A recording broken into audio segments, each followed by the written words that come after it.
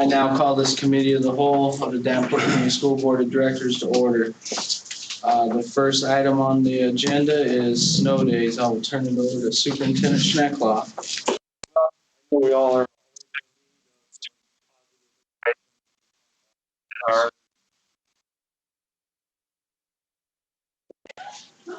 What's that? Repeating that. Actually, it's the sound coming through that thing.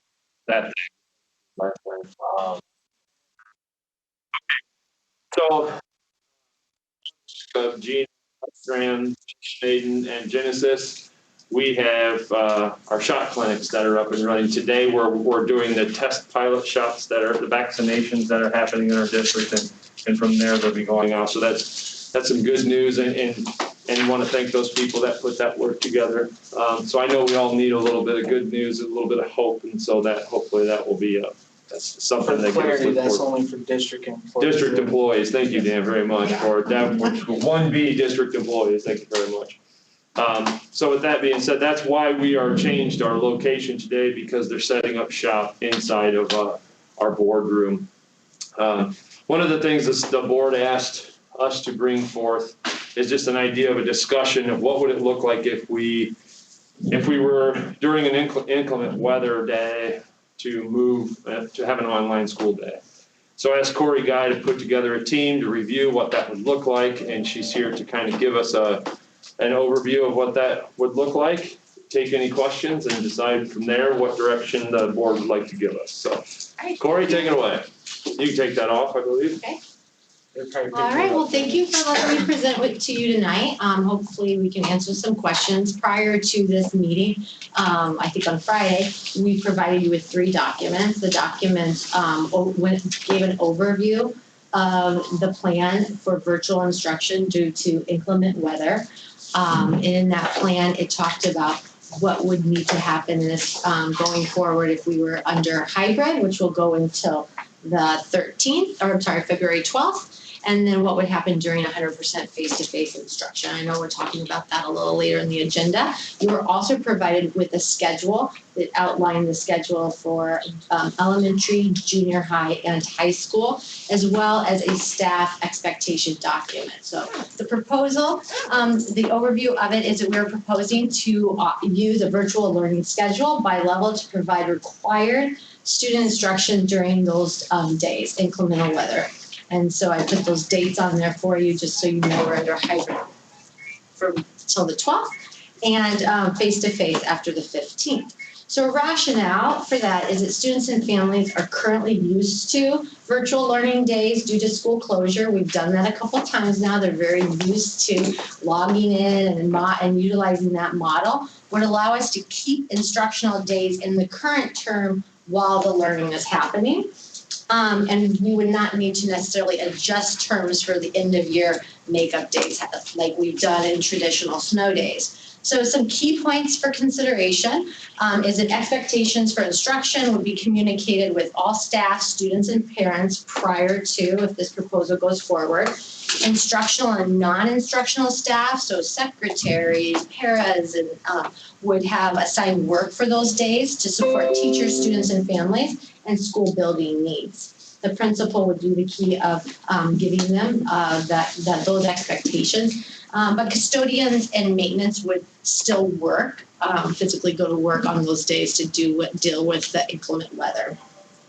Student start times have been delayed, and that was to allow families time to deal with weather-related issues, right? It's a little different when you have a large snowfall. Are you going to be able to get up and get ready at 7:45? So it did have a little delayed start. We got that feedback from many different groups on that. Instructions for logging attendance would be provided to families and follow the similar procedures they do during school closure. So they would all log their attendance like they do during their hybrid off-site days. There's equity for teacher planning time across grade levels. We've examined that to ensure that we have a similar planning time. And synchronous instruction will be provided following the specific schedule based on grade levels. We would record those sessions, obviously, just like we did before during school closure, and those would be posted in Google Classroom. Small group sessions and teacher office hours are also a part of this. So if kids need additional assistance, they can log into those office hours. And planning time is built into the beginning of the day to help communicate any coverage and plans for any teacher absences, and also just ensuring that everything is up and running. Last point, there is a virtual inclement weather day would allow both online only students and face-to-face students to progress in their learning with teacher feedback.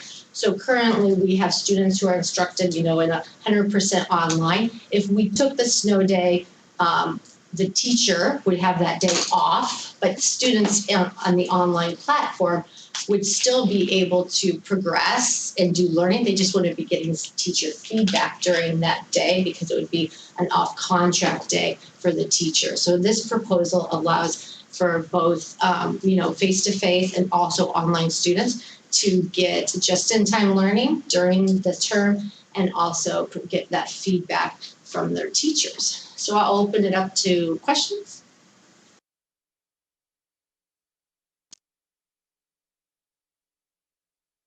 I guess you left everybody speechless.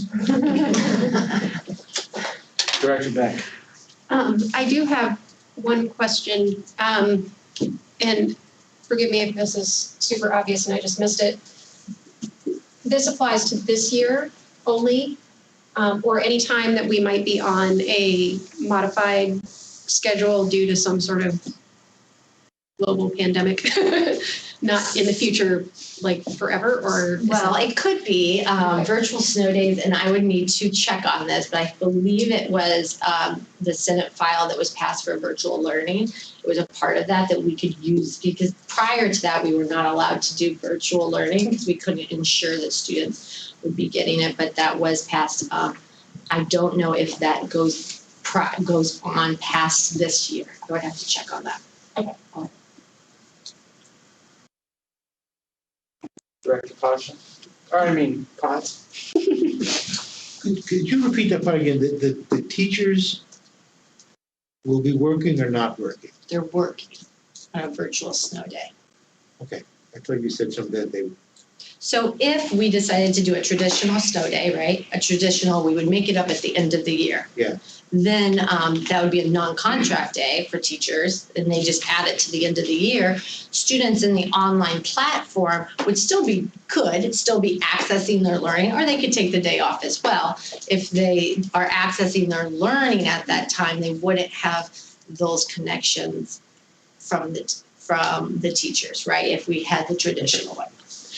I have another question. Have we talked to any districts that have done this to see if what the percentage of kids on a snow day are going to do schoolwork? I think it probably. I haven't. I don't. I do not. The answer to that would be there's a psychological thing. It's snow day. Sure. I think communication with this would be, we'll have to ensure that we're communicating appropriately with all of our families, and teachers would want to communicate that as well with their students. That'd be a good one to reach out to, because there's a couple of districts just to the north of us that did Yeah, implement that. So I'll just be. it'd be interesting to reach out to see what they're. To see. I mean, if it's it's like.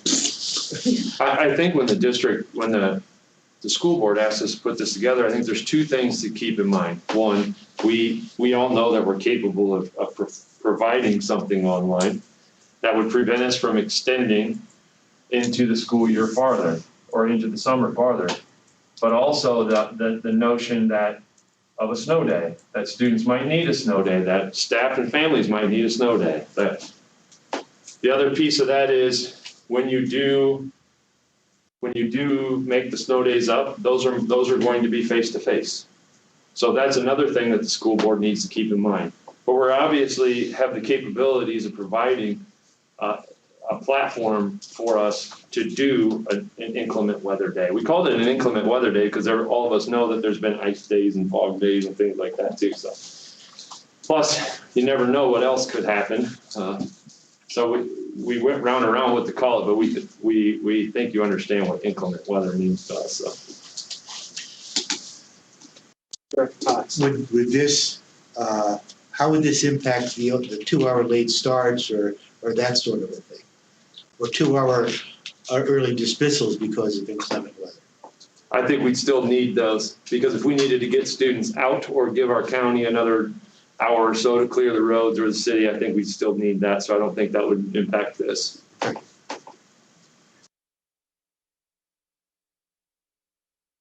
Director Klein. I assume like junior high and high school kids, because they have to take their computers from class, that the computer would go home, they don't have a locker to leave it in. What about elementary kids? Do they tend to leave their computers behind at school, and how are we gonna know? So actually, we just had a conversation about that. They don't leave their computers home. At school. They Okay. take their computers every day. And even if we went when we go to the face-to-face instruction, the direction would be still to bring in your computer home. Because you don't know if you're gonna be sick. You don't know if, a child might, need to be quarantined. There's all kinds of things. So the general pattern is, and the teacher librarians, the elementary teacher librarians, they were talking about how responsible the elementary students, because when this happened at first, oh no, they're not going to be able to do it, and they really are very responsible with it. It's just part of the regular procedures now. So to change that would be changing something that they're used to. They're used to taking it home. Yeah. Okay.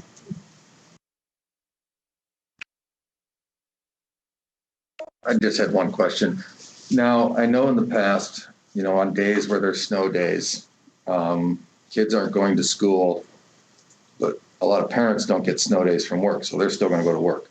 So if that child then has to go to some sort of last minute daycare and they don't have an internet access, that will keep up with what they're doing, what is in place for something like that? So the attendance is marked in Infinite Campus, and at the elementary, the young kids, the parents can go into their parent portal and mark the attendance. But they also, one of the expectations is that the direct instruction, the synchronous instruction, would be posted in the Google Classroom. So if they needed to access it later in the day when the parent's available, it would be there for them. Okay. Director Hayes. Currently, there's like the 4:30 calls that you go out to determine the snow days. How would that call work in this instance? Typically, when bad weather's coming our way, we know sometime about within 24 hours that this is potentially coming. And so it would just be, I think one of the bullets is clearly communicate to all students and staff. One of those communication points was, get ready, tomorrow's looking like we're getting a decent amount of snow. And we would need to communicate how that process works, because they're gonna need their stuff, make sure they have everything before they leave that. Okay, like Monday, it's gonna be a bad day. Exactly. Okay, Exactly. thank you. Director Pine. I assume then if we have one of the inclement weather days, does that cancel all other things that are going on in the building and or athletic events, or is that going to be determined separately? That's determined separately. So 90% of the time, 95% of the time, we cancel all things in the building, during the building up. Sometimes there are instances where we'll do a varsity only practice, those kinds of things. Or those are the things that we take individually. Or sometimes the roads are completely cleared off by 4 or 5 o'clock, and we might host a varsity only event. So those are some of the things that we decide as the day progresses. Director Snyder. I would assume, say, when your kids are like right now in the hybrid, they're maybe at one space in the curriculum. Kids that are online all the time using Ingenuity may be in a little bit different. So I would assume if we take a snow day, your Ingenuity kids would still be on Ingenuity. And so we're not expecting them all to be on the same page. Okay. No, they would be still doing your 100% online. Students would be doing their curriculum, their 100% online curriculum. Okay. And if it happens from now until the 12th, your hybrid kids who were not coming to the school that day, they just progress like they normally do in their hybrid lessons. It's for the students that would be, the A's if it's a Monday, Tuesday, right? That they would be following this synchronous session.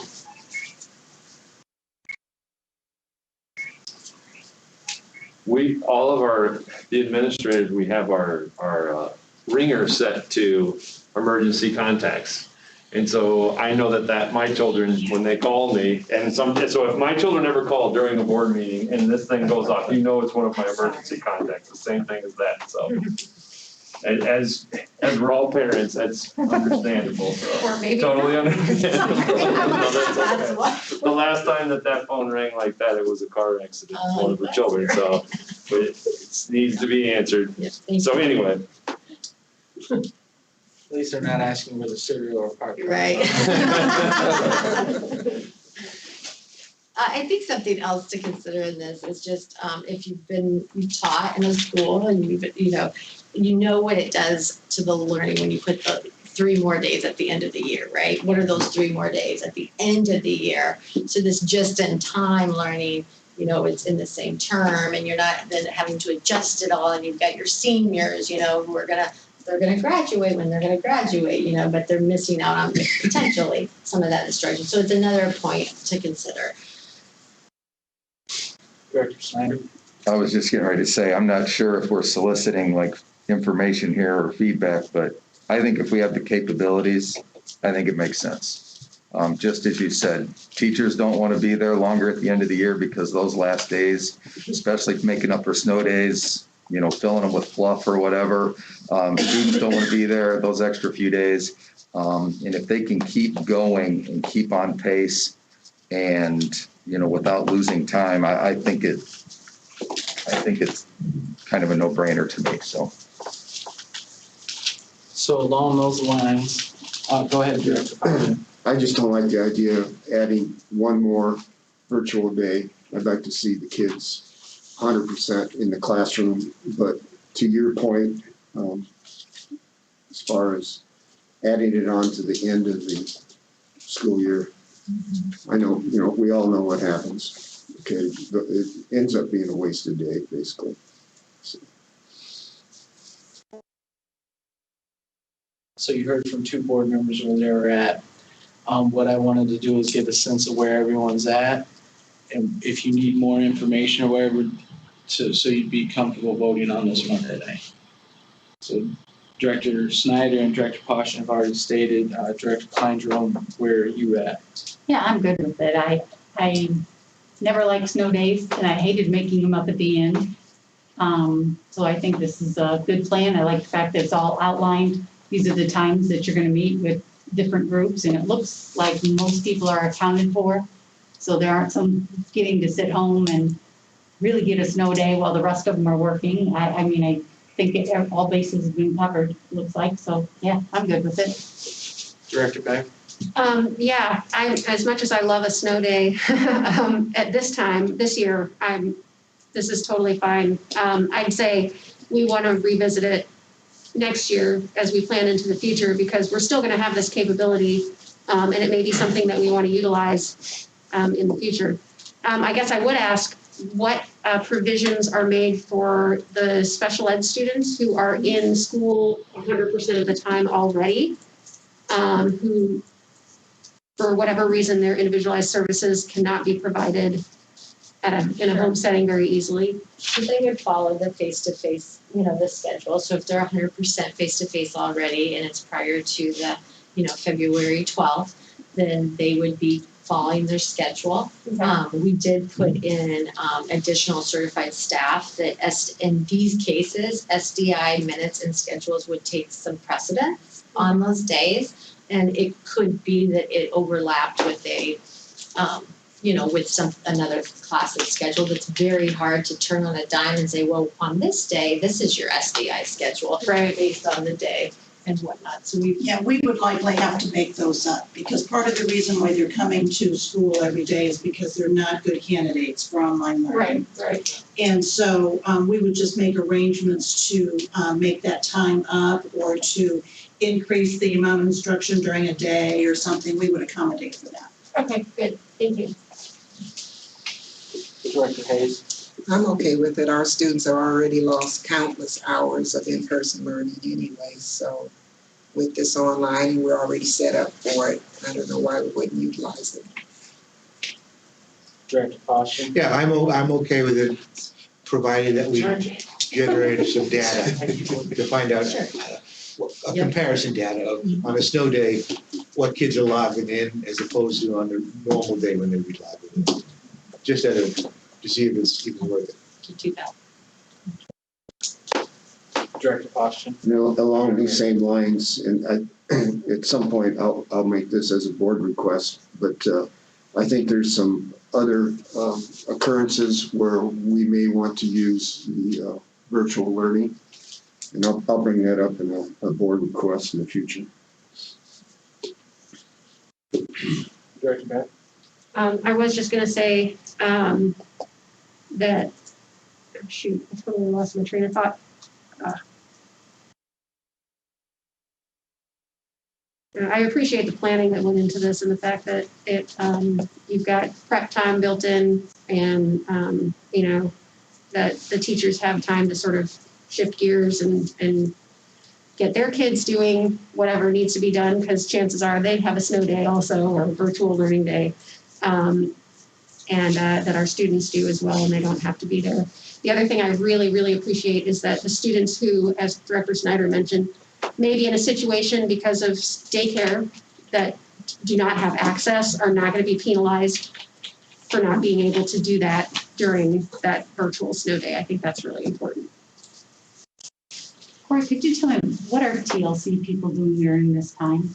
Like innovators? So the same support, what happens is some of them are co-teaching, they're providing support for, you know, for the teachers, just as they would during prep time, right? Or during any day. So when we had school closure before, they had schedules and they keep their calendar, whether it's virtual or face-to-face.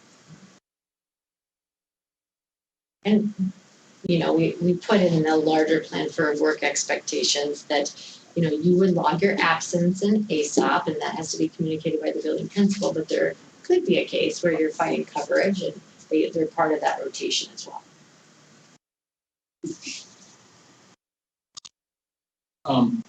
I'm good with it as well. I do want to thank everyone that worked on this, especially with starting the school year later. Everything like that, we definitely don't want to extend the kids being in school longer than they necessarily want to be there. And I do appreciate you all accounting for all students and making sure if you need to add a little every day or whatever to make sure everybody's accounted for. So, did you have anything else you wanted to add? No. Thank you very much. We'll move on to the next item, the return to learn plan. Superintendent Schneckloff. So ahead of the pending legislation, which I believe was signed last Thursday, returning one of all school districts, giving parents, families 100% option to return to school. I believe that's signed Thursday. That was signed last Thursday, which means we had to enact everything as soon as possible. But I will tell you, there are some health and safety. There were teams that were started this work. I believe everybody is represented here. We have our health and safety team. We have our academic standards team, our infrastructure team, social emotional behavioral health, and equity. And so all of those teams convened. I believe some of you were members of those teams. And basically the process that we did is we went and looked at the previous PowerPoint, the previous format that our families were familiar with, and our teams met and they brainstormed what's going to be necessary and what potential resources are necessary to come back. The teams are recommending that we come back in a 100% model. So 100% face-to-face or a 100% online model. And so we're going to roll through this PowerPoint. I'm going to go through this very quickly because it's very long, and then we're going to allow for questions because all of our teams are represented here. We also, brainstorming this over the weekend with President Goza, thought that it would be good to have some teachers in the audience. And so we have John Arnold from West, if you would just raise your hand. Kelly Ream from Williams, if you raise your hand.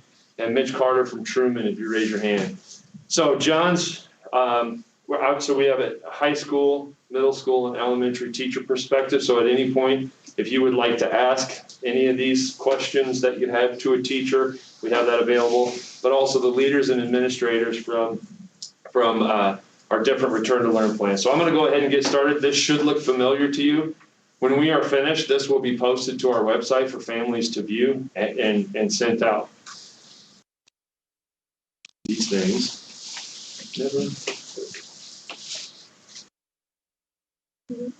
Maybe it's off, Allison. You want me to just do the? Yes, please. Okay.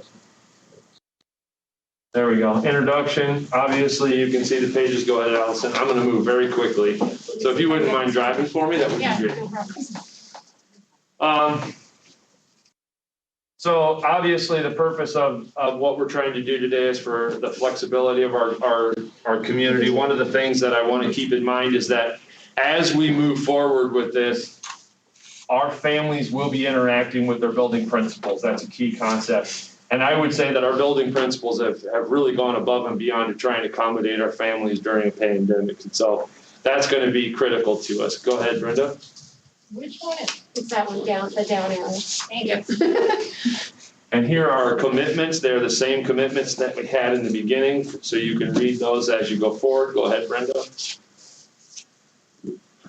So key dates. So Governor Reynolds signed it on 29th. February 1st, an email was sent out to families notifying them of the different format changes. This week is the week that our families will be contacting their administrators and their building level staff to determine the learning format for their children. So the communication that's gone on is if you are a hybrid family, you're considered a 100% face-to-face family. So from there, you need to determine whether or not you're going to go from 100% face-to-face to 100% online, and 100% online to 100% face-to-face. From the 8th to the 12th, the school will communicate with families regarding their schedules. And also during that week, our associate superintendents are going to be working with the buildings to see if there are any staff changes that we need based on those changes. And they've already been communicating with their building principals. And our building principals have a good grasp on, okay, who is it? They're beginning to contact their families. We thought that that was a better way to do that. Go ahead, Brenda. Go ahead. So here are our survey results. The survey that we did last week, and I'll give you guys an opportunity to look at that. This was sent to you, so I'm sure you have some questions over it. And there's a lot there. So I'll kind of let you guys take a look at it.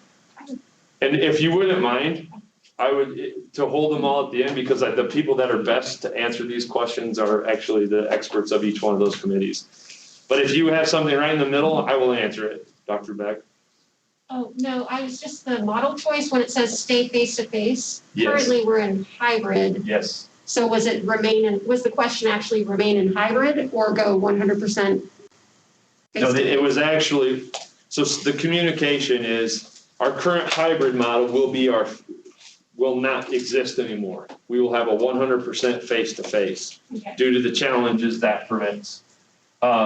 So to stay face-to-face means that and so think about this in your mind, 100 or 100. You're 100% in school or 100% online. So that's the intent of that question.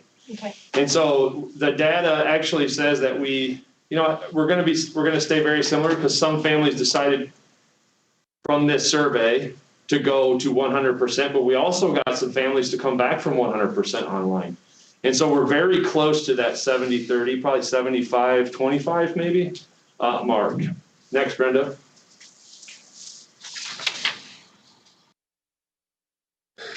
So obviously, and this is something we're not going to spend a lot of time on, because we know how to do 100% face-to-face school with some mitigation strategies. Next. So our online only, for grades K, secondary semester starts 15th, 9 through 12, March 1st. You will have the option to return to 100% in-person learning model on February 15th at the start of the fourth quarter only. Families can choose to move their students to online learning at any time due to a health concern. So obviously, if you decide that you're going to come back and you think this is way too much for me, then that's when that decision can be made. Next. This graphic created by our curriculum department is very helpful to people because it gives you all the information on this presentation basically in graphic. Next. Our preschool, business as usual. They've been face-to-face from the start of the year. And so basically business as usual for our preschools. Next. Again, those are original preschool information that our families are very aware of, but we wanted to make sure it was up there again. Keep going. Keep going. Okay, health and safety. So essentially when we come back full time, the key thing that we have to do is to maintain that we need to wear our masks at all times. And at the beginning of the year, we had so many talks about wearing our masks full time, so when we came back to school, it was almost a non-issue. It's something that we very rarely deal with. Our community understands how important that is. The thing that we're going to try and control is large gatherings, and we're going to try and utilize all of our space. And currently our sports are limited to a 30% capacity. Next. Recess, same thing. We're going to continue to cluster our students, minimize gatherings, watch the playgrounds down. All of those things are still there for recess. So our hallways, same. The thing that we want to impress upon our community right now is that the hallways, the recess, the lunchrooms, it's going to be very difficult to get 6 feet, almost impossible. And so that's where it's important to wear your mask. It's important to follow the guidelines if you've been in one of our high schools, there's arrows on the floor, there's up hallways, there's down hallways. We're going to utilize the spaces as much as we can. We're going to try and stagger our classes from going as much as we can at the different grade levels. But the fact of the matter is we're coming back 100% with probably 75% capacity in our buildings. We're not going to be able to get to 6 feet. So here are some more topics inside of our hallways. Next. Again, a lot of this is the same stuff from the beginning. We're just trying to hit on the highlights from before. So one of the things that we're going to continue to do is during passing time to prevent touching of surfaces and cleaning, we're going to prop our doors open. We've got different ways to continue to clean our desks with spray cleaners on the top. We're looking into purchasing wipes for students because we know now that this is an increased load for everybody. But this is something that utilizing seating charts is going to be absolutely critical because we know we're going to have to do more contact tracing now. And so knowing exactly where that child was and who they were around is going to be even more important. Next. The cafeteria. So the mitigation strategies that we have in place now, masks in line, we're going to get social distance while we are in line. The biggest discussion that we had was around this. And so right now, our administrators are looking for spaces around the building and how they can adequately supervise those spaces. That's the number one thing that we're trying to do. Our buildings are big, but we have to be able to supervise the students as they eat. Mr. Snaden talks about bag lunches and talking about, Rob throws out, well, maybe we could sit in the gym, but all of those things take supervision, and so that's exactly what we're looking into now. How can we utilize all of our spaces? We still have the appropriate table washing, hand sanitizing, all of those things going on. But the number one thing for us is once you pop those masks down, eat. Now, how can we utilize our space in our buildings? Next. Our facility cleaning, still the same thing. Hand sanitizers, all of those things are still those mitigating strategies. So we're obviously going to have an increased emphasis on that because we're utilizing more of the desks and more of the chairs. And so those are all things that we're going to have to take into context for. Next. This is still very important. If you have a temperature, don't come to school or don't come to work. And so that's exactly what that slide means. Yes, you should be taking your temperature in the morning. Hand washing, hand sanitizing, still stays the same. Face masks. This is, if you need a face mask, we will get you a face mask. But the masks and the maximizing of social distance is going to be absolutely critical. So one of the biggest things that we have concerns with is transportation, but inside of our buses, we're going to try and maximize. Again, you keep hearing me say the same words, but we have to give students a ride to school on the buses, and there's going to be a certain amount of students on the buses. And so limiting the number of students to a seat, ensuring that the buses are clean before and after are the things that we're going to continue to do. Arrivals and drop-offs, we're going to ask the same exact thing. Please stay in your car. Our buildings are good at this. If you've ever been out to one, I think President Goza and I were at Bluegrass one day, and we watched this happen beautifully, and everybody followed the rules.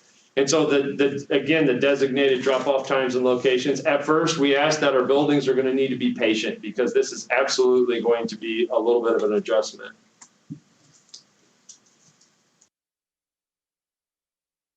So our water fountains are still going to be shut off. We're going to continue to use water bottles.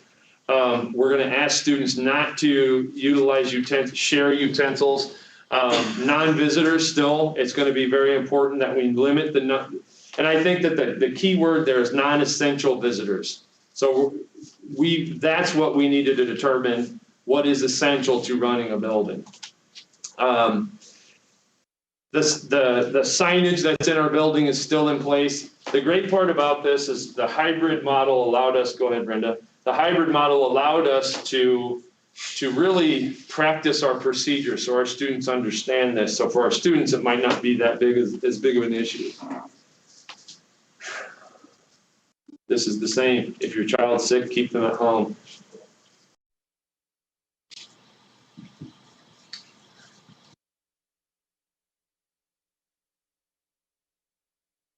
These are the same. Drop off your students' items. They'll be picked up during passing times. Picking up students, exactly the same. Call 10 minutes prior. Entry into the building, a meeting or conference. So this is going to be even more important to schedule appointments because our buildings are going to be slightly overwhelmed. And so to give our administrators and our secretaries a little bit more time will be very helpful. One of the things that I'm very proud of in our district is the process that was put in place for our 100% technology use in our district. We are turning that around at a very quick pace. I was recently in a superintendent's meeting where they talked about that was their biggest hurdle, and I know that we attacked that early on. So, next slide. And again, I want to just quickly review all of this stuff for you guys because I know it's fresh, or I know it was fresh in the beginning of the year, but this is again what's going to be being posted to the website. You can refer families to the website. This is still our process for setting up people in our district for internet access. We have an email that goes, no, that's okay. We have an email that goes directly to Director Sloat, and we can get things moving as quick as possible.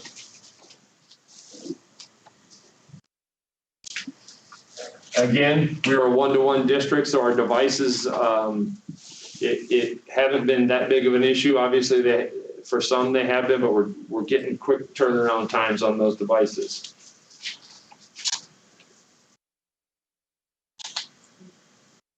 This will be all the contact points for our families if they do have a technology issue. Go ahead. Go ahead.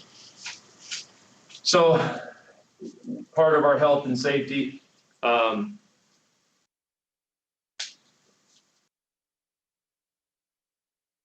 One of the things that we're going to talk about that when we get into the section where Dr. Butch is.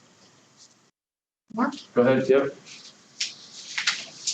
One of the things that our leaders did and continue to do is hold IEP meetings, and as the online modules adjust, they adjust those. And so we should be proud of the individualization that is occurring inside of our buildings and IEP team meetings in this arena.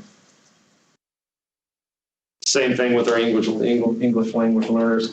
In order to get our messages out, it's the process that goes out to get them translated is quite impressive. Next.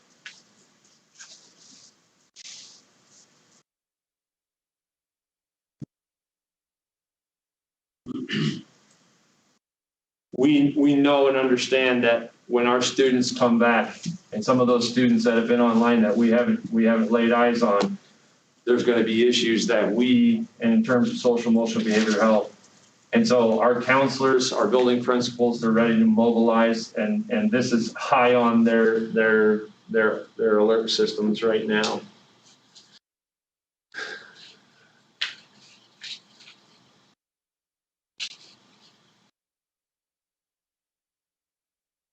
When we looked at this, probably the biggest change for us is that top bullet. We know that there's going to be anxiety as you enter into schools. And so we're set to have groups to work on that. You can ask more questions of Dr. Klipsch when that time comes.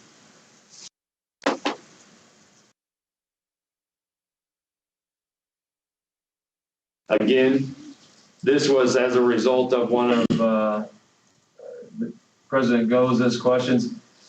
You know, everything goes into parent portal and information's being sent out that way. Here's the different types of message. This is still the same. Those are all going to be the way that we communicate. Go ahead. So here are some additional strategies that we brainstormed. So this is really new information to the board.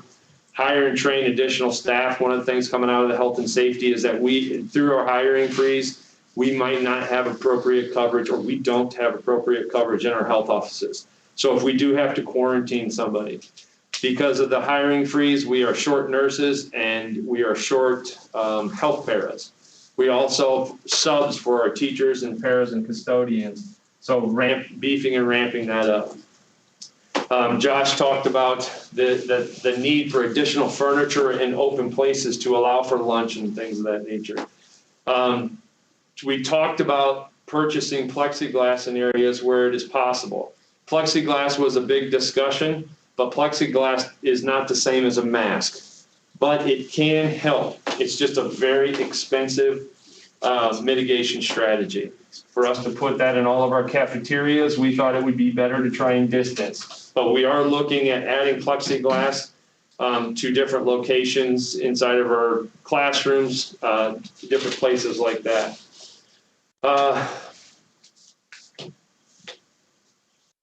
So the way that, and we'll have more conversation about this, but the way that our semester ends, we're going to have some students that need to transition. So each one of our buildings is going to have to work with those students who are finishing up a specific class, either online, and they're going to have to come into the library to take that. But anybody that wants to come back 100% face-to-face, we're going to give them an option.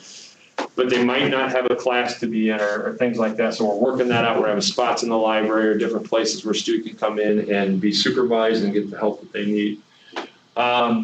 We are going to be providing with a pre-COVID bell and bus schedules, and we're going to have to make some changes in order to meet our bell requirements, which we'll talk about here a little bit.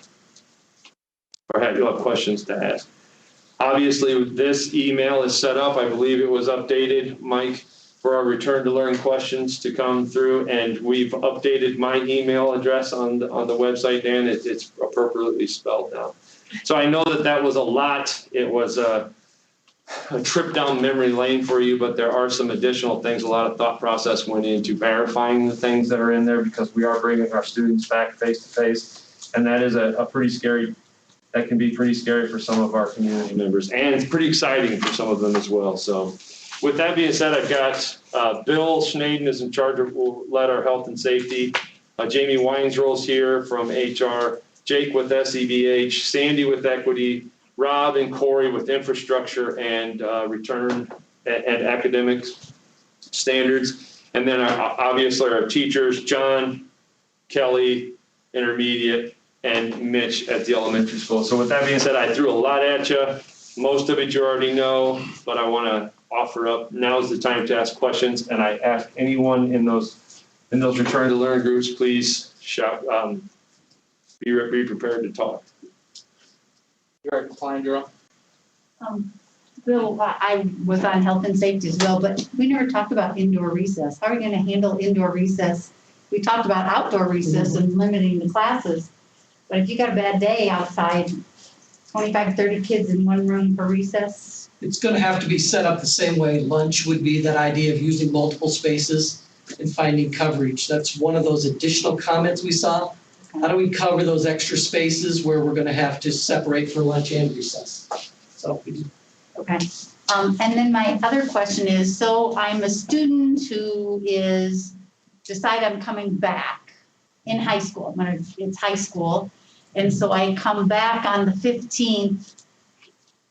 And really my next quarter doesn't start until the 1st. Within that 2-week period, I say, oh, this is not for me. Well, let's put it the other way. I'm online and for 2 weeks, and then I say, March 1st, I want to come back. We say you can't till 4th quarter. If you say February 15th, I'm not getting this out well. February 15th, and then you can change at the start of the 4th quarter only. But for high school kids, there's a 2-week period there that's the end of 2nd term. Would they make a switch? Are we going to allow that for the March 1st? So I think we would deal with those students. They would finish out their quarter of ingenuity. Now, they want to come to the schools. We'll provide a library or a location for them to come because they want to be in school for any number of reasons, right? See their friends, and have access to MTSS, some different things. But we'd have a library established for them and let them finish out because they should be at the 7-week or 6-week period of that course and still have 2 additional weeks of work to do, rather than putting them into a brand new class for the last 2 weeks. And then we start them, it'll be the 3rd quarter on March 1st. They would start for 3rd quarter in their new block, their new schedules. Okay, so they could work from home or they could find a place in the library. Yeah, so if they said they'd rather just stay home, whatever, we would accommodate that because they feel like they want to finish out their online learning. We're providing the opportunity to come back right away. But we'd allow them to stay home and finish their ingenuity the last 2 weeks. Because they still would be doing ingenuity during that 2 weeks. Yeah. Okay.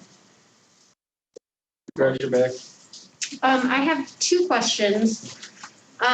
So a parent asked me about this, that the legislation was requiring that we have 100% in person if it's offered, or we have to offer it to anybody who wants it. And I understand that we've had lots of people ask for it, so that was kind of, understood. But given the fact that teachers are already recording their classrooms for the hybrid students, I guess this parent was wondering why we can't still offer the hybrid model along with both 100% online and 100% in person. And maybe the teachers can speak to this because I don't know what it's like for you to have to record your classes for the days that are not in there. So I don't know. I just wanted to be able to give people an answer. Yeah, sure. I can speak at the high school level. My experience is in science, and what we're trying to provide in our department is as much hands-on activity as we can when the kids are in class. So one thing that strikes me is that there's so much variation happening at different levels, different classrooms, different subjects, that it's really difficult to simplify that down to well, we could just switch, we could do both easily. In my experience, I tried to start with a linear schedule, the kids are going to do the same thing, and it's just okay, back to the drawing board, and we got to get hands-on because at home they're losing the time, and then you stagger everything, and then you try to clean up. It's been a year of plan change, and I mean the field is flexible. You have to be flexible in this field, but it's on a heightened level at this point, trying to keep up with. Especially there is a lack of engagement. There's one thing to make your video available. There's another thing to post additional resources, additional supports. But if we need buy-in on both ends, and frankly, there's a loss on that. And in my experience and in my colleagues' experience, it's a reoccurring theme that the kids, even if you make it available, it's just it's not the same. hang on 1 second. Joe, are you able to hear with them being back there, or do you want me to have them come up to the table? Or people watching live stream can hear it? If they came to the table, it's probably better. Okay. If you're gonna talk, could you come up to the table so that way we can get you, so the people watching live stream can hear you? Okay. You don't have to repeat everything you just said, though. Thank you. First of all, I appreciate that you are inviting us with our input. say exactly what he said too. It's very difficult. I think it's going to be very difficult to navigate around a hybrid and a 100% in line. If the students are returning 100%, which is what is the best for our students, to be there 100%. The parents that I've talked to and the students that I've talked to, the concerns are about the closeness and social distancing and everything. They're still gonna have those same classes as they're still, like if I have 24 in my class, they're gonna just be 25th on Monday and Tuesday, and then, and every other Wednesday. And so they're still gonna be put into those classes because we don't have the staffing to be able to say, here's the group of the hybrid kids that are gonna come. Now here's your group of 100% in-person kids that are gonna come. And as a math teacher, I teach pre-algebra, I teach algebra, and I also teach a section of 7th grade science. And I can tell you algebra is, there are students that are accelerated. And just as an example, I had assignments posted online for the students on Thursday and Friday for last week that were not in person. And so today and tomorrow they will be, and 1 out of 19 students did the work. And these are algebra students that are supposed to be, so they're really not doing their work when they're hybrid. And so they're missing out on a lot. They need, I love that we're coming back 100% because these kids need to be in the building. And I know the logistics of it being social distancing and everything are gonna be, but I've had that conversation with my students. I've asked them about anxiety levels and everything like that. Some of them are very concerned, and but they understand that they do have that option of going to 100% online if that is also the option. So my only concern with the whole thing is those students that are coming back from Edgenuity not going to be where our kids are, because I've already had some come back and they're lost. They haven't. It's not the same thing. So, but other than that, no. It's the having them back in the class anyways, even if it is just partial time, negates the whole germ thing. They're still going to be there. So. Thank you. Director Snyder, you have your hand up. I know, but you had your hand up and you ran them down. Yeah, my colleagues pretty much hit the nail on the head there. They explained most of what the concerns are. But specifically when it comes to why we wouldn't offer the hybrid in addition to the 100% face-to-face option, that's purely an infrastructure issue. We just do not have the resources to provide that. I do recognize that a lot of families have found some degree of flexibility that works really well for them in the hybrid. And I think that the schools are doing a great job kind of finding some of those opportunities for growth. But at this time, it would just be asking too much of teachers to have to balance a group of kids that are here every Monday and Tuesday and every Thursday, Friday, and Monday through Friday and online. And it becomes a point where teachers aren't able to offer the best services possible. And that doesn't serve our kids very well at all. Okay, well, that answers that question. Can I ask my second question or you want me to wait? Yeah, go ahead. Okay, thank you very much. So my other question was, I've heard that in some cities and states where schools have returned face-to-face, a lot of the students of color are not returning anyway, because their families have been hit the hardest with COVID-19 and other issues, just dealing with all sorts of issues. And so I'm just wondering, and they don't want to risk any exposure if they can help it. So I guess my question is, do we have families that are not 100% online, but that would not be comfortable coming back? Do we have people reaching out to these families that may be particularly reticent to coming back 100%? To make sure that we're welcoming them back in as safe a way as possible. So and I'm thinking particular of the people we don't usually hear from, right? So that's a really good question. And when we started discussing what's the best way to engage with our families, that's why we asked our building level leaders to do it.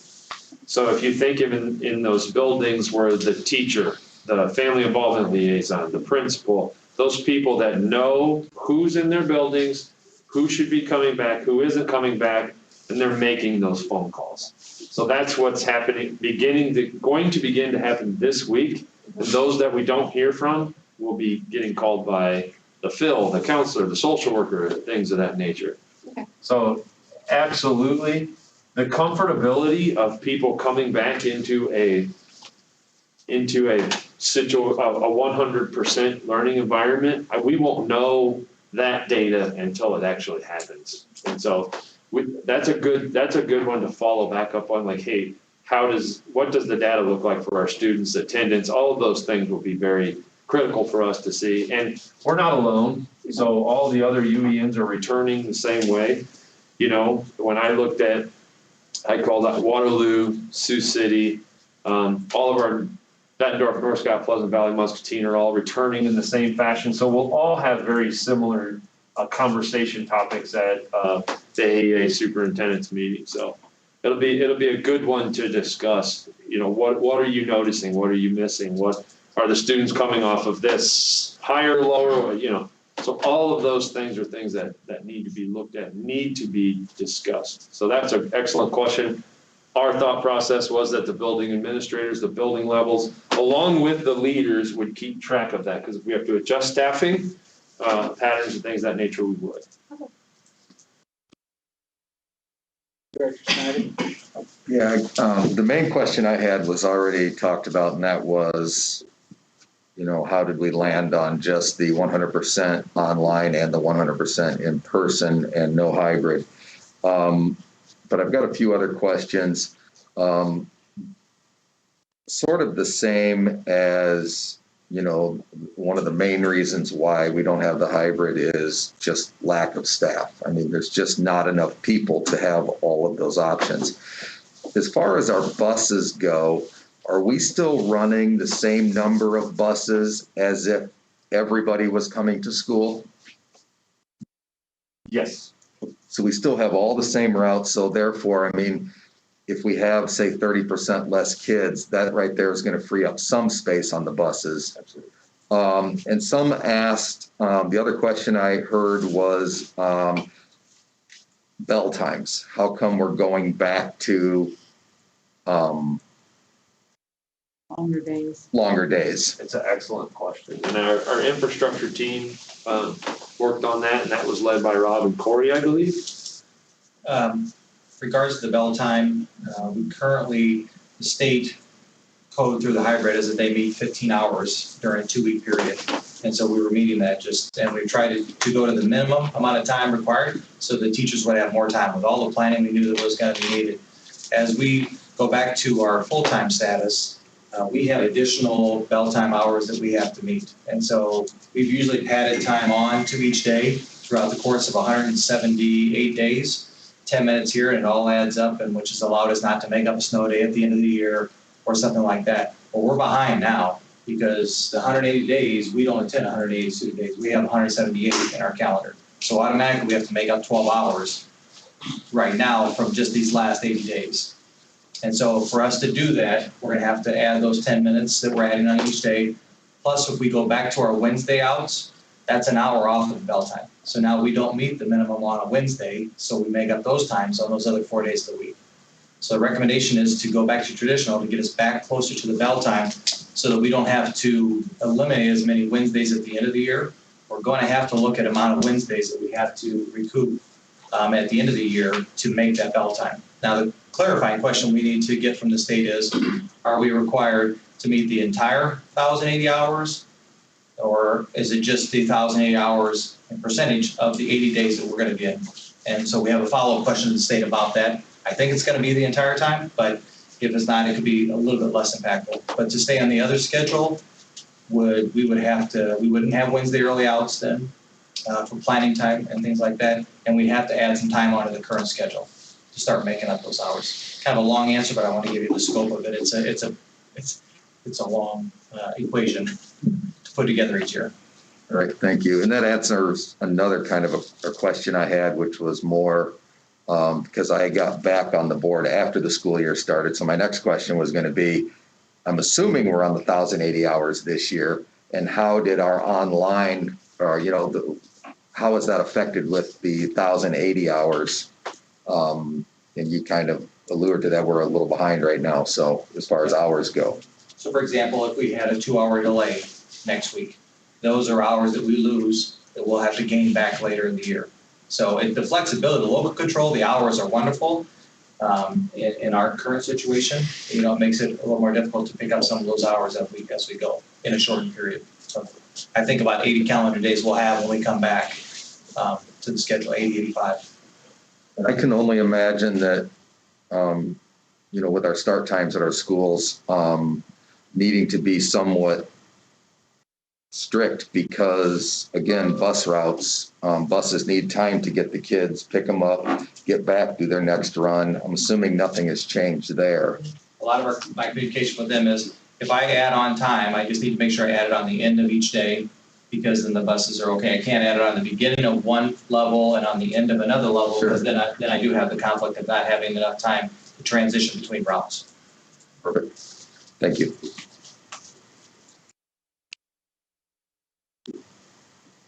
Director Hayes. This is probably a Jamie question. For slide number 57, we talked about the hiring freeze and the need for nurses. Would we hire nurses temporarily, or what does that look like? How would we make sure that we have what we need, but yet stay within our budget? All right, so we've been in. Hold on a minute, come up here. We only got these speakers right here, so we gotta make sure everybody can hear you. Sure. So Or yell really loud. we're actually starting those conversations because we've discussed temporary health paras, temporary nurses. And having with the ESSER dollars that we've gotten, looking at supporting those with the ESSER dollars. So it's really Gina put together kind of where her gaps are. So she did that last week, so we can take a look at what we actually need and how we can address those gaps. I think the next one is probably Jake for the anxiety. With that, I'm sure particularly if we have online students that are coming back full time, there will be an adjustment, and then our A's and B's when they're integrated together. I'm just wondering what that looks like. It's hard saying or hypothetically thinking, but with everyone in, and now with a normal day, is there someone that'll be available for counseling at all times, or how do you envision that? Yeah, so that really will to your first point about students moving back from hybrid to online, or from 100% online to back in 100% in person. Our SCBH team did talk about that and the importance of teachers prepping students for that. Both the students they have in their class right now, as I believe Ms. Rain was saying, that like, hey, in a few weeks, our class size is going to be bigger. Let's review how this is going to work and be prepared for that, so it's not a surprise to them. And then when they all do come back, or for those percentages that do come back, it's like starting, some of those things from day one, starting from scratch again, talking about expectations and procedures and all of that. Our team did talk about the need for those additional supports. We do have, school-based therapists at almost all of our buildings. There's still some vacancies, and some have been more effective than others. But we've been working a lot with family resources also. We currently have virtual support groups for our students focusing on anxiety, depression, those types of things that is available, that those actually just started up in this new year. I believe actually our high school might have started just before, but I can't recall on that. So we have these support groups that are set up that students can log into and have facilitated by people from family resources. And actually, we're looking to actually have the same thing available for our staff. Probably tomorrow, I'm going to be sending out an interest survey because that came up in our group. Is that like we need it for our students, and our staff have a lot of these same anxieties and stress with the life that we're living right now, and what can we do to support them so that they can best support the students also. So that's we would love to have more social workers, more counselors, and but we have to work with the reality of that we currently have for staffing right now. It sounds almost like first day of school all over again. Absolutely, yeah. Thank you. Mm-hmm.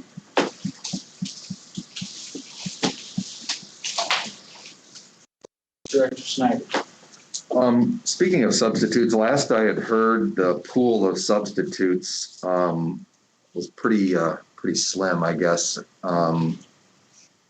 Is it still in that situation? Because I know all the districts in the area kind of pull from the same pool. And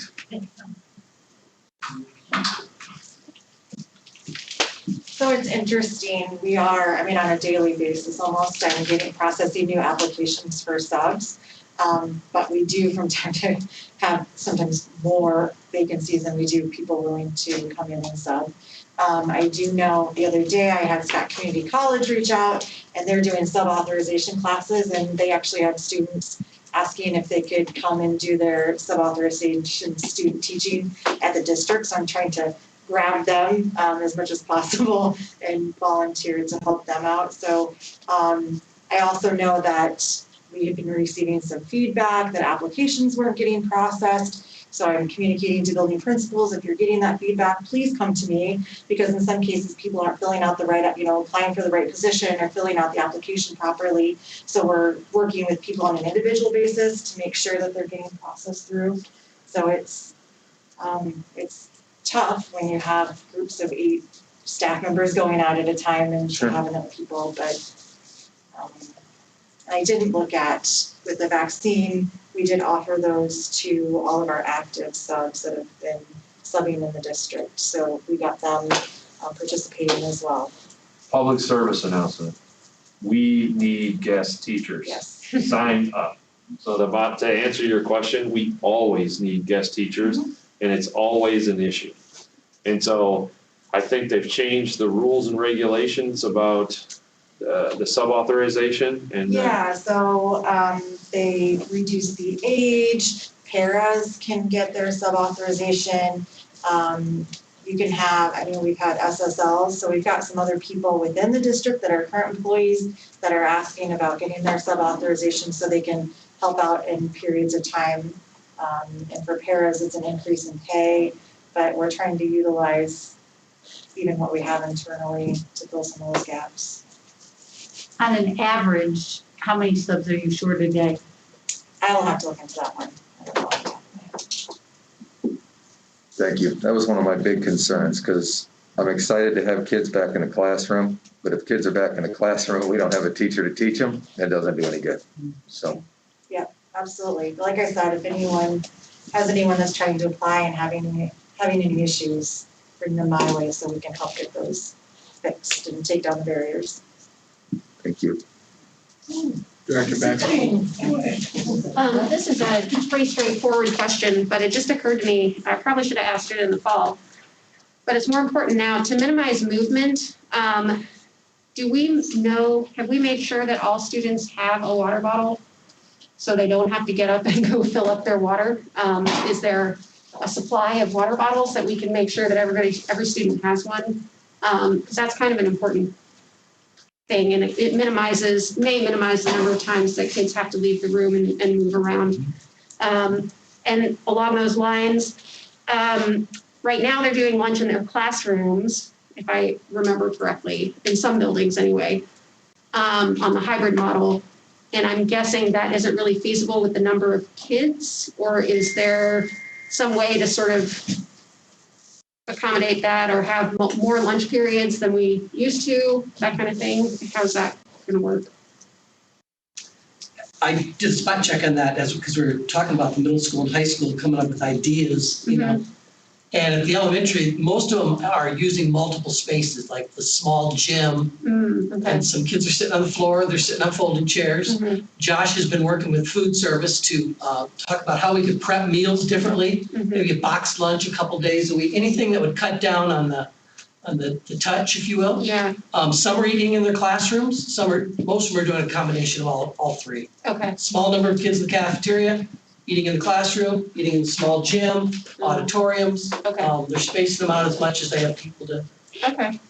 Now, this will be different when it doubles in size coming back. That's Josh banging at me, he's home listening. But the intermediates and high schools are using the cafeteria. Yeah, we've talked a lot about that. Rob can talk about that. But that's where we're getting their biggest, as TJ said, a lot of conversation around cafeteria.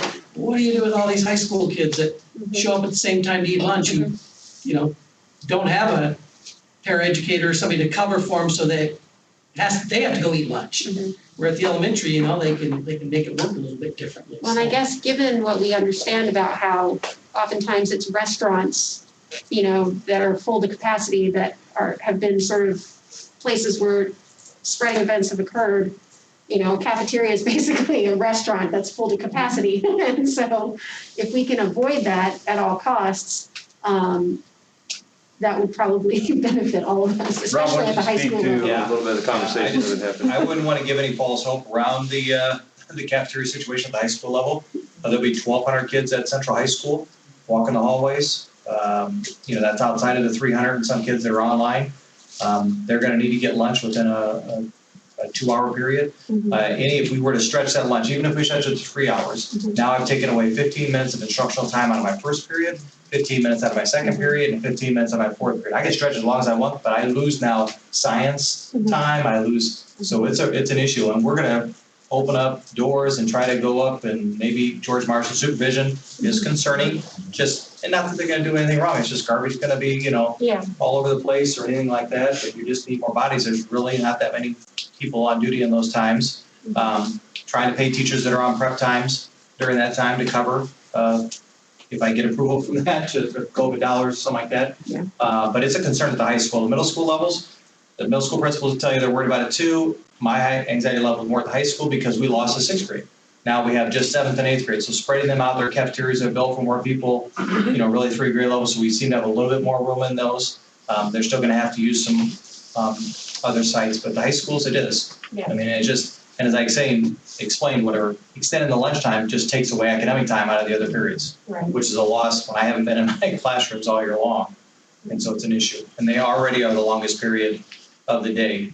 And so we talked about doing freshmen and sophomores eating, but really at the high school with our track of our kids, it's very, kids who are taking sophomore to senior classes are very flexible. Our freshman classes are kind of self-contained, a lot of freshmen, but our sophomore through seniors, it could be any number of kids. So you can't just say all sophomores are eating now, all juniors. And if you have the entire summer to plan and individually schedule all kids, and I had a month to sit down, when you've got, normal business going on and then trying to pull and recreate everybody's schedule.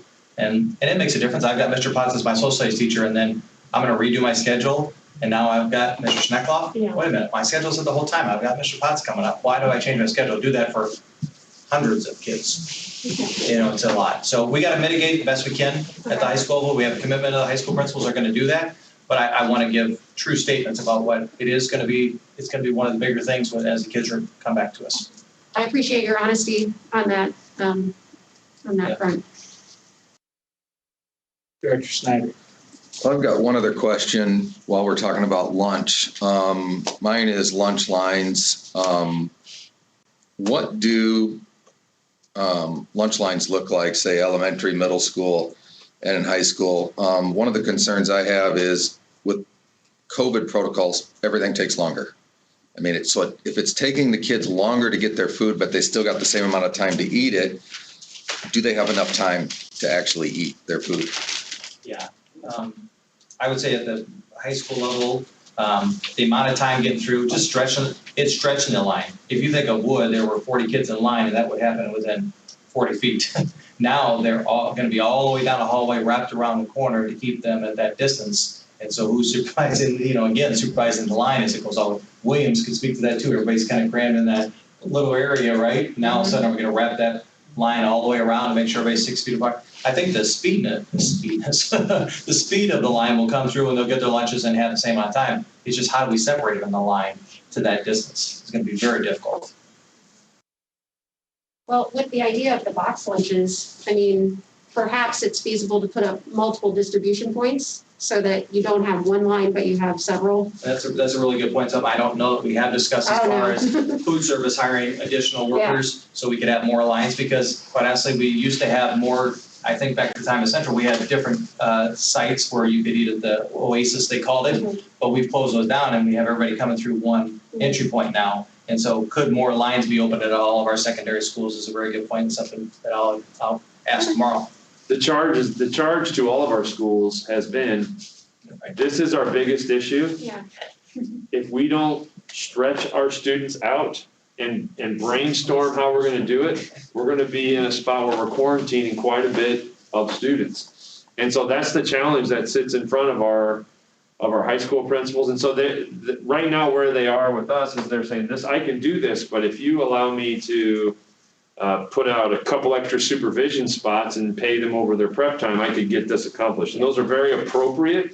So those are the kinds of things that they're brainstorming right now to close this gap. Because we know that if we pack them in the cafeteria, then we know what's gonna happen. And particularly if they don't sit in the same spot, we know what's gonna happen. So this notion of pods that we talked about in the beginning of the year is gonna be critical. So all of those strategies, they're being asked to brainstorm, and it's gonna be difficult.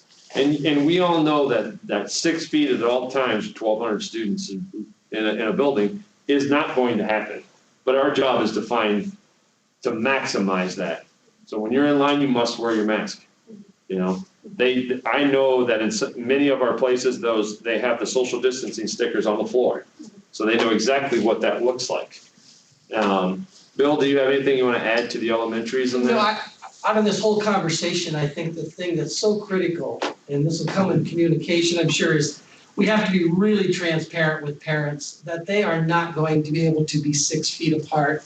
We'll social distance, everybody keeps saying as much as possible, the best we can. So I would comment on that. And then Al, I think Dr. Beck made a really good point. You know, the restaurant had to reduce to 50% capacity. So should the expectation be that our cafeterias will operate at a percentage of their capacity and force us to find other ways to serve those kids? Because that is where Gina tells us we're gonna have our biggest issues. And then she has to quarantine them. And then if you don't sit in the same seat, how is she gonna know who to quarantine? She has some real concerns about cafeterias, and I think we have to be really upfront with parents that that's really gonna be kind of our hot spot right now until we come up with a plan. So the strategy is that our principals are meeting and they're talking about how can they get, because space is everything. So what's the way to maximize the space that we can get? Well, here's my other suggestion. Event tent, get one of those big event tents, back it up to the cafeteria, so you got an extra room now. Just kidding. Well, they have one of those at North. You got a field house out there. You could use that. Exactly. No, that's exactly You what could they're use gonna be that, yeah. thinking about. Yes. So. Director Poston.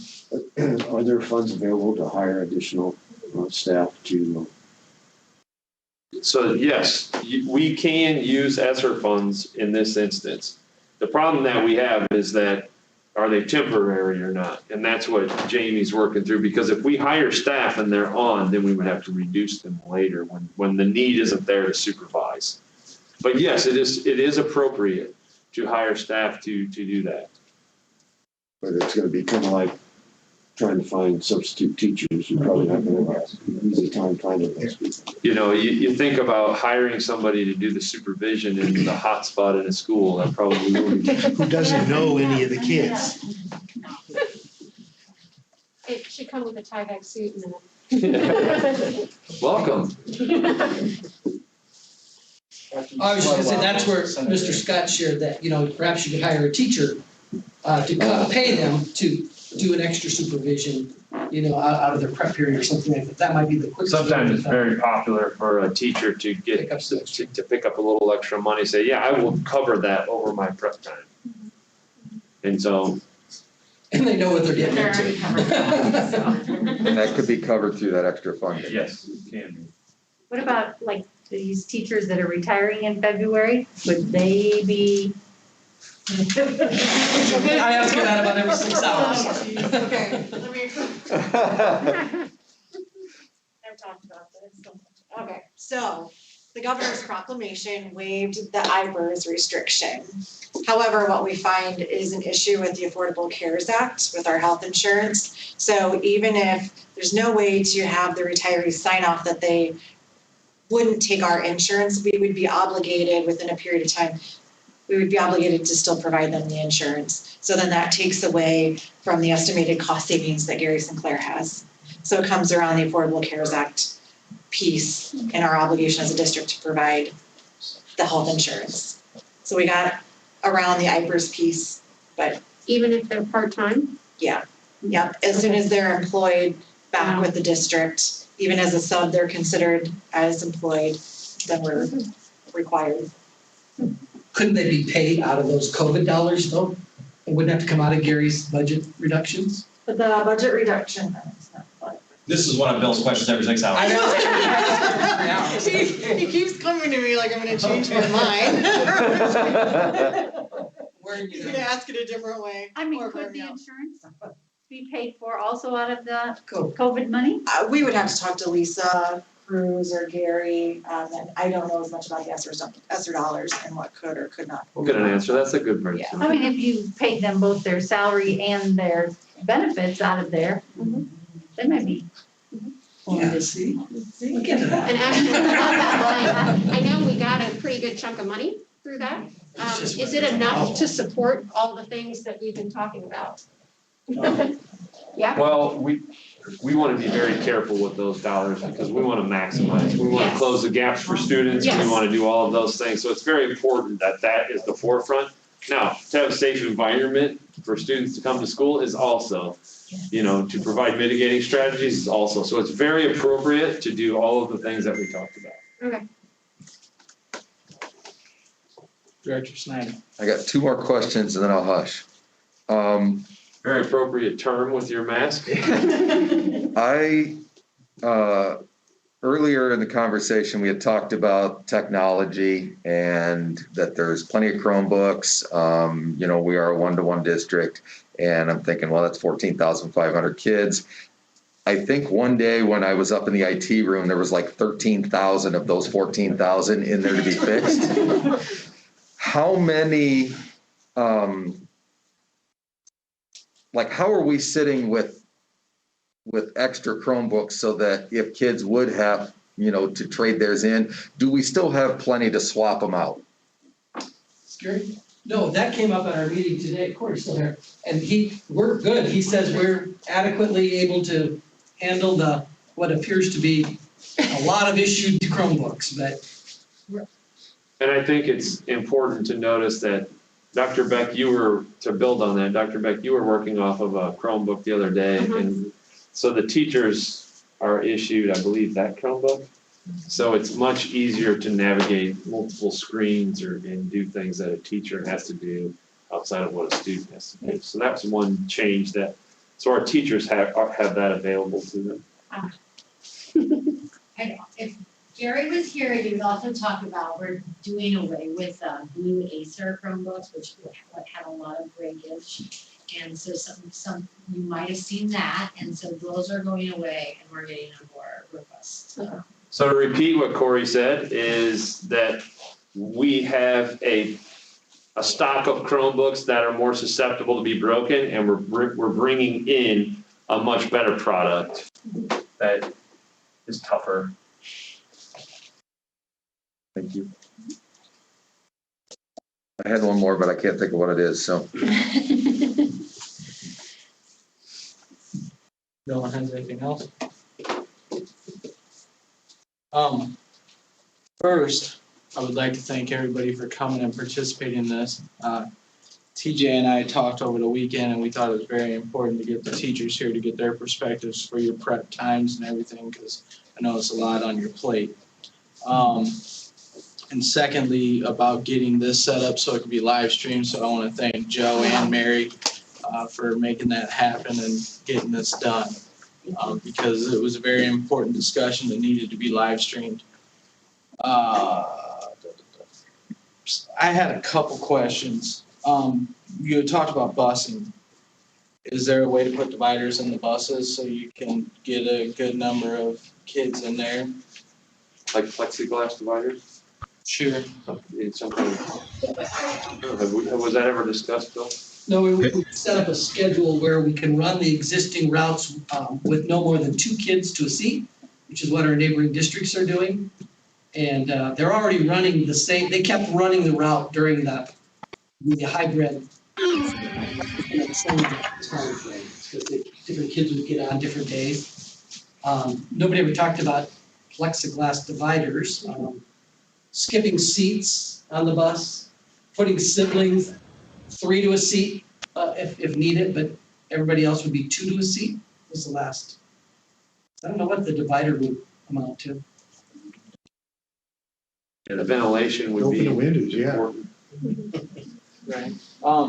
Along the dividers line, I know you had said plexiglass is pretty expensive and stuff.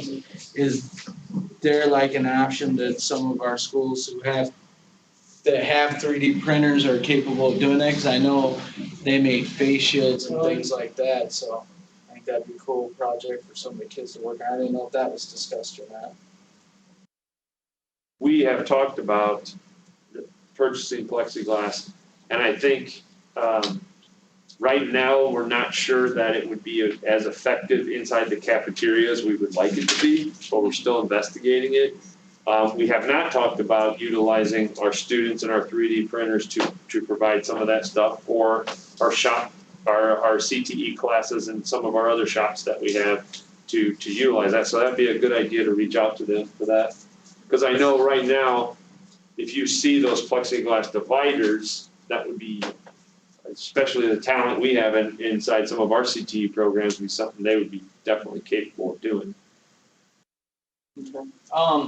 And my other question, I think you touched on a little bit, but I'm thinking you would almost have to double up all your custodians, right? Because they're gonna have to be, there's more kids in the room, you're gonna have to be cleaning up a lot more.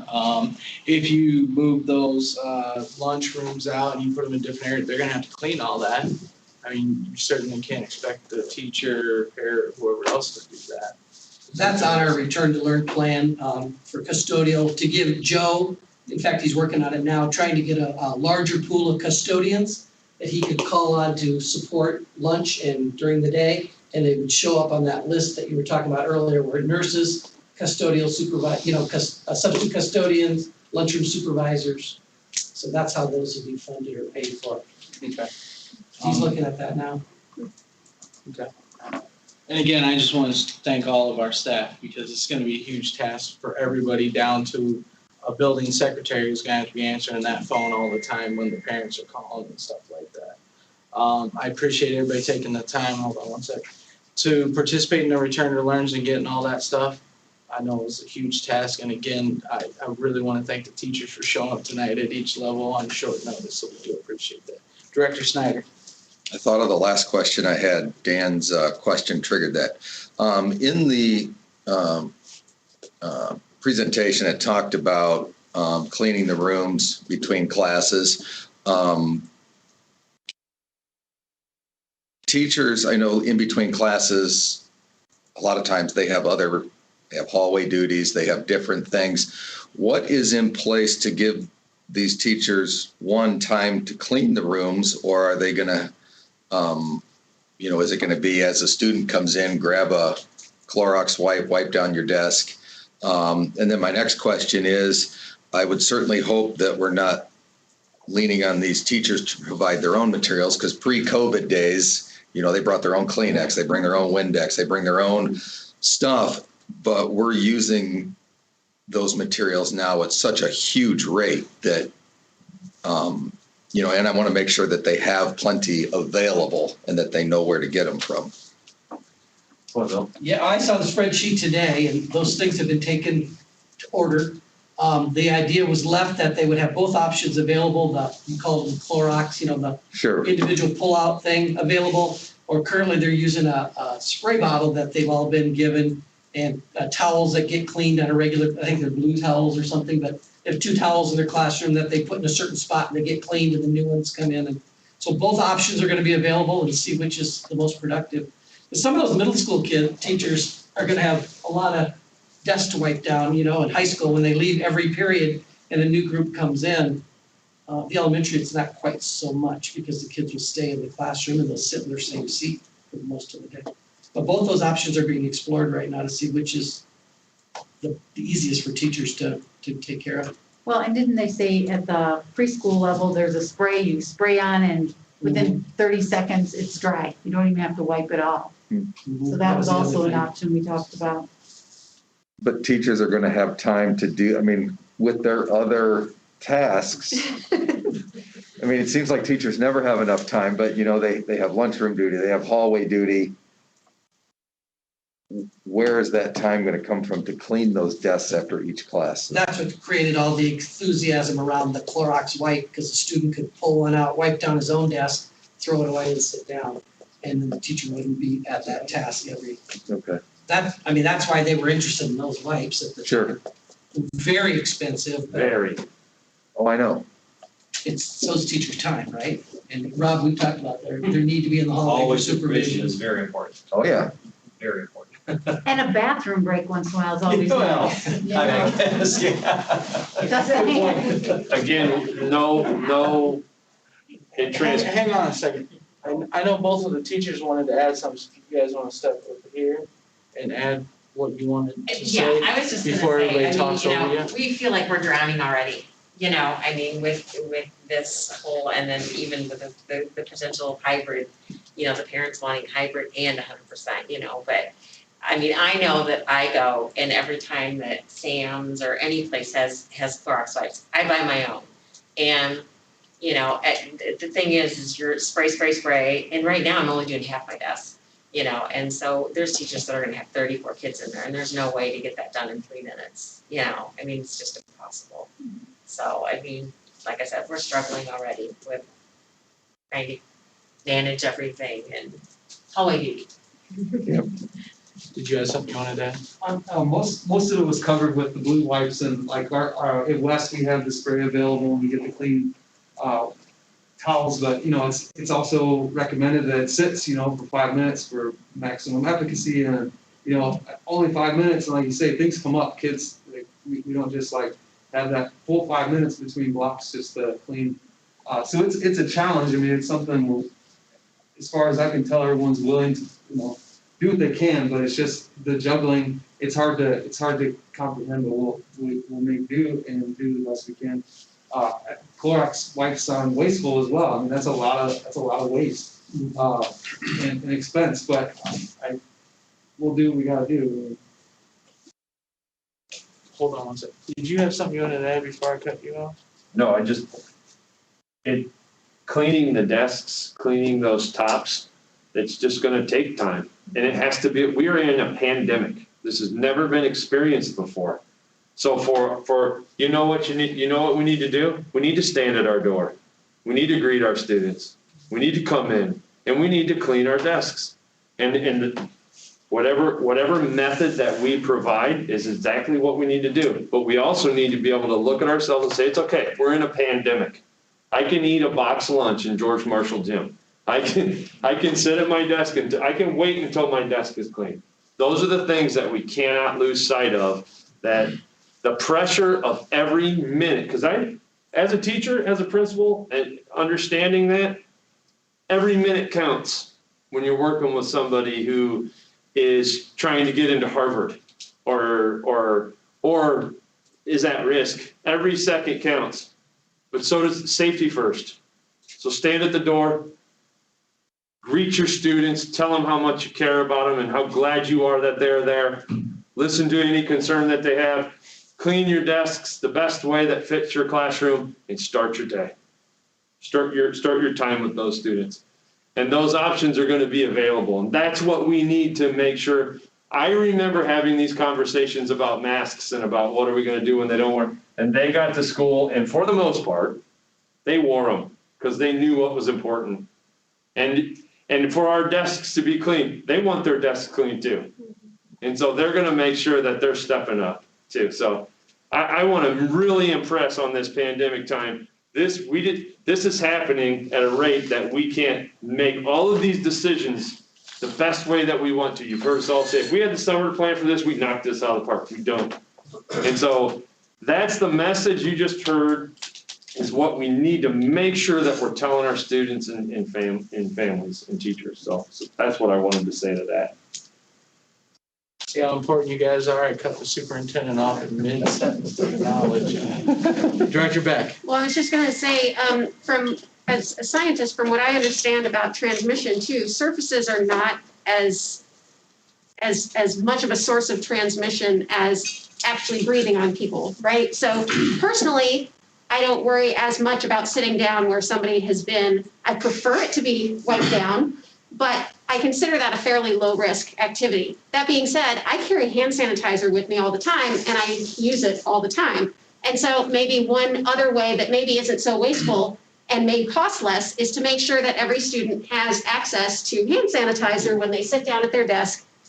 Give them a pump, or when they come in, there's a thing by the door, or whatever, or they all have one in their pocket, you know. I mean, I'll go buy a bulk supply of it if that's what it takes, but that's another thing that we can do. But I think it's important what you said, you know, we gotta put it in perspective. Waiting an extra 5 minutes for that desk to dry is maybe, if that's what it takes to help everyone feel comfortable, then that's what needs to happen before we dive into, because they're not gonna be able to learn if they're sitting there really worried about touching their desk or something like that. But we also want you guys to feel comfortable as well. And so it's important that you don't spend hours and hours stressing about it. I know you will, I mean, you're going to, but you know, whatever we as a board can do to help alleviate that is, you know, let us know. Dr. Beck, do you have a guest teaching license by any chance? I do not. Okay. I would come in if I could. I'll have my license. Oh, maybe, no, I don't. Did anyone have anything else?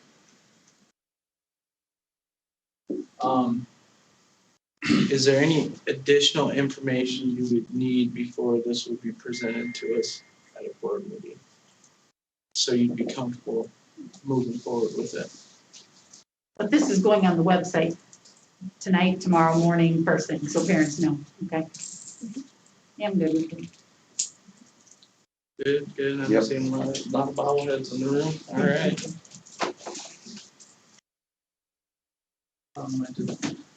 Did you have anything else? Did anyone have anything else you wanted to add? Includes our presentation. That's it. I like it. All right. Again, thank you to everyone that showed up tonight. Thank you to all the parents that sent us emails over the weekend. We do get those. And that's why we made sure we were able to get this live streamed and to try to get some of your answers or your questions answered. Especially with not being able to do the 3 models. It's just, it's too hard. It's too much to ask of our staff. We don't have enough staff or space to do that. It's just, it's no can do. So with that, I will ask for a motion to adjourn. So we'll, second? Second. All those in favor? Aye. Meeting adjourned.